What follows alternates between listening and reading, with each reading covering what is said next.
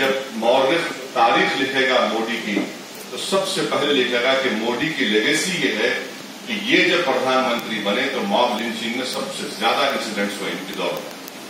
ان کو یاد کیا جائے گا موب لنچنگ کے نام پر. اس سے بدترین واقعہ کیا ہو سکتا ہے آسام میں کہ ایک 68 ایئر اولڈ آدمی کو جہاں پہ جس اسٹیٹ میں کاؤ سلاٹر کا بین نہیں ہے وہاں پر بیف سب لوگ کھاتے, وہاں پر اس 68 ایئر اولڈ شوکت علی کو مار کر پیٹ کر اس کو منہ میں سور کھلایا جاتا ہے. اب آپ بتائیے یہ واقعات موڈی کو زندگی بھر ہارم کرتے رہیں گے کہ بحیثیت پردھان منتری اس کو روک نہیں پائے. اور میں دیش کے عوام سے اپیل کر رہا ہوں کہ آپ شوکت علی کی بے بسی کو دیکھ لو, اس کی آنکھوں کو دیکھو, اس کی ویڈیو کو دیکھو آپ کہ ایسا دکھ رہا ہے کہ بس مرنے والا ہے.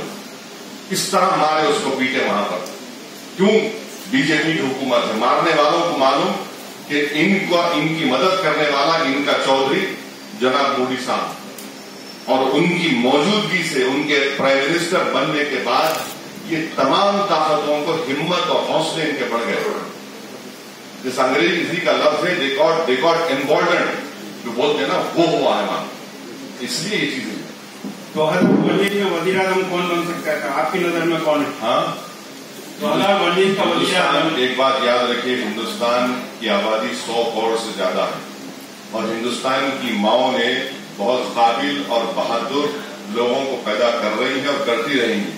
تو یقیناً اس میں بہت سے قابل لوگ ہیں, قابل مرد بھی ہیں, قابل خواتین بھی ہیں جو ان دونوں سے اچھی قیادت کریں گے.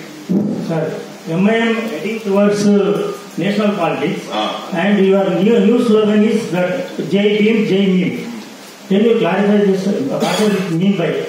No, what it means is that when we say Jai Bhim, is that it is coming together of two oppressed and discriminated communities on a social and a political platform to use the tools that have been given by Baba Saheb Ambedkar to realize the dream where we'll achieve liberty, fraternity, justice and equality.